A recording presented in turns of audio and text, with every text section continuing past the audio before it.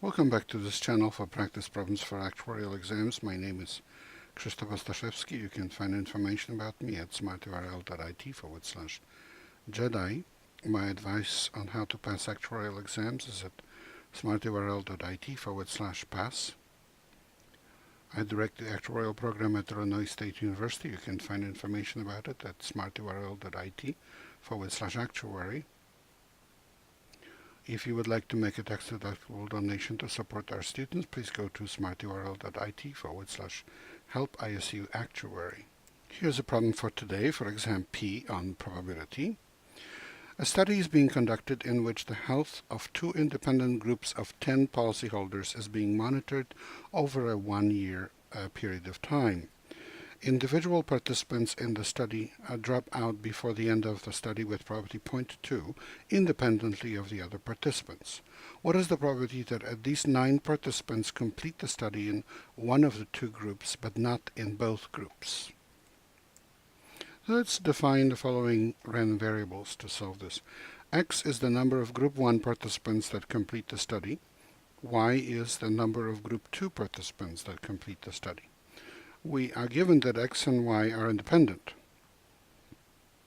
and the probability that x is greater than or equal to 9 and y is less than 9, this event, in union with the event that x is less than 9 and y is greater than or equal to 9, is equal to the probability that x is greater than or equal to 9 and y is less than 9, plus the probability of x being less than 9 and y being greater than or equal to 9.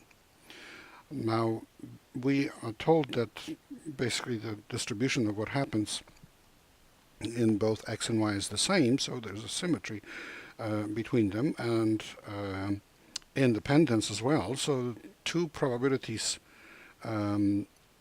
what we have here, the expression has to be equal to two probabilities that x is greater than or equal to 9 and y is less than 9, which is twice the probability that x is greater than or equal to 9 times the probability that y is less than 9. That's because of independence. We write the probability of intersection of two events as the product of probability. And now we note that the probabilities concerning x are same as those concerning y. Well, we already mentioned this. And observe that x counts a number of successes in 10 Bernoulli trials, where success is defined as completion of the study by an individual participant, so that p is equal to 0.8, the probability of success, and n is equal to 10. Now, and the same, of course, is true for y. Based on this, the above is equal to and the probability that x is greater than or equal to 2 times the probability that x is greater than or equal to 9 times the probability that x is less than 9. And that's twice the probability that x is greater than or equal to 9 times 1 minus the same probability that x is greater than or equal to 9. And what is that probability that x is greater than or equal to 9? Well, it's a probability that x is 9 or 10. So for 9, it's 10 choose 9 times 0.8 to the 9th times 0.2, a standard binomial formula probability. 9 successes. There are 10 choose 9 ways to pick them. And then 0.8 to the 9th corresponds to 9 successes, and 0.2 corresponds to 1 failure. And then 10 out of 10 successes, well, the probability of that is 10 choose 10 times 0.8 to the 10th. And 1 minus that is, well, 1 minus that as written.